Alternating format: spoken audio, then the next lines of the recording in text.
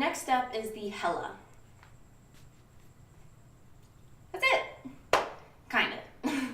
So, knees, shoulders, core. Now when we stick our leg out, we're gonna go straight in front of us. Some instructors do 45, most do 45.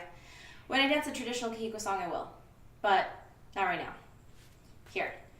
And use the ball of your foot. Don't point with your toes, not flat-footed. Ball of the foot because I said so.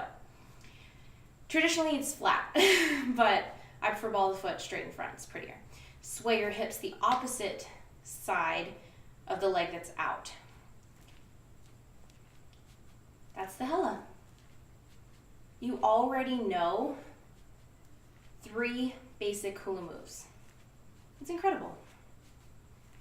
This is the Hela. You can put your hands here. That would be the most common during basics. Good job.